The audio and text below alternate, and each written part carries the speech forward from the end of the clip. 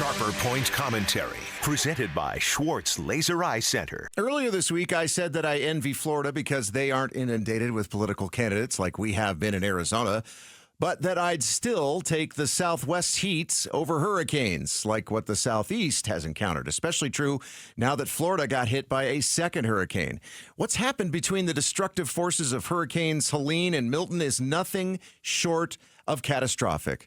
The number of people in Florida without power post-Milton is slowly decreasing, but 2.5 million homes and businesses were still without power overnight, and the fatality count is on the rise.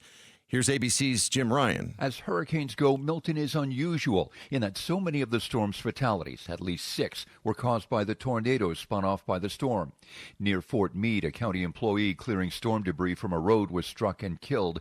At least 4 other people were killed by falling trees after Milton had moved through. I was on the air as several deadly tornadoes were spawned west of New Orleans by Hurricane Andrew. Let me tell you, living through a hurricane as an Arizona boy is an especially eerie experience.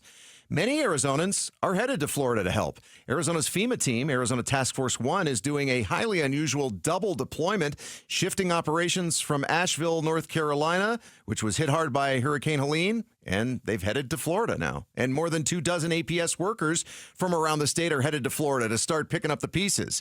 APS President Ted Geisler told us yesterday he's very proud of them. We have volunteers from our line workers and support staff that stepped up and said, we're willing to leave our families, travel across the country, and help those in need in Florida. And, you know, the way we look at it is without electricity, the rebuilding in Florida isn't possible. So it's imperative that Florida gets the help that they need quickly. And if Arizona was in a crisis, we know they'd be here to help us. Some of those APS volunteers could be away from their families for as long as a month.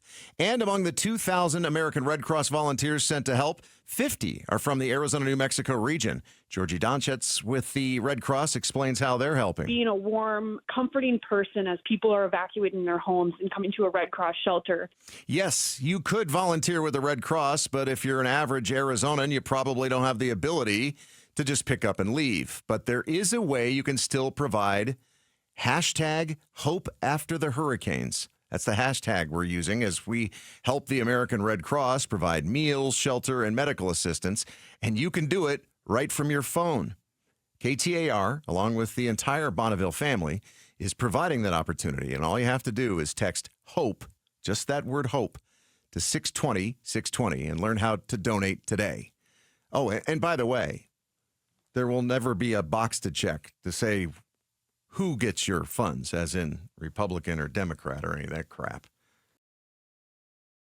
Thanks for watching Sharper Point.